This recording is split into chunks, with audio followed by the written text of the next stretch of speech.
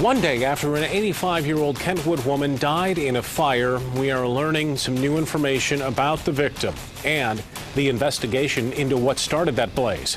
24 Hour News 8's Joe LaFurgey spoke with the woman's grandson. Joe is live in Kentwood tonight. Joe?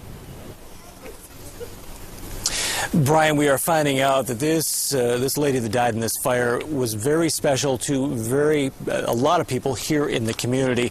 More on that in a minute, but I want to step out of the way and show you they do know where the fire started at this point. It was inside that garage. Now, in a perfect world, fire investigators would go into this garage, either find something obvious as to what caused this fire or start eliminating obvious causes, narrowing it down to certain things, and then back up what they find with witnesses and that would help lead them to what caused this fire.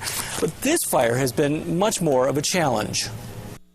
Sunday began for 85-year-old Mayetta Colbert like the Sundays before it, with a visit to church. When I got here, she was standing right there waiting for me. I didn't even have to wait. She was ready. And she practiced what she heard preached. Over the last 3 decades, Mayetta Colbert became foster mother to more than 100 adults, many of them dealing with mental illness. Many of them with nowhere else to turn. They weren't just people she fostered, they became family. Like, all the grandkids, they knew us, being around so long. So they were just like family. Sometime after Ryan Colbert dropped his grandmother off after church services, a fire broke out in the garage of her home on Bayham Drive in Kentwood. Firefighters pulled her from the home, but it was too late.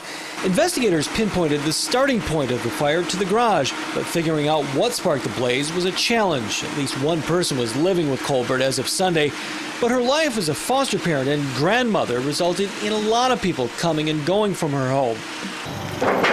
Firefighters spent today trying to establish a timeline as to who was at the home and when, hoping that timeline can lead to some answers for the family of a woman who left a legacy they all learned from. I loved people, loved God, and tried to help others.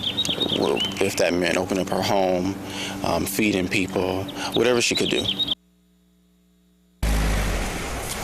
Now, Kentwood fire investigators will be back on the job. Obviously, tomorrow, the Bureau of Alcohol, Tobacco, Explosive and Firearm also has an agent that works out of the Grand Rapids office. He is helping with the investigation, as well as some private insurance investigators that are here. They're all going to kind of put their heads together, sift back through what they found, both physical evidence and the interviews they have got with people, and they're trying to come up with some sort of cause to this, obviously, as soon as possible, and give this family some closure.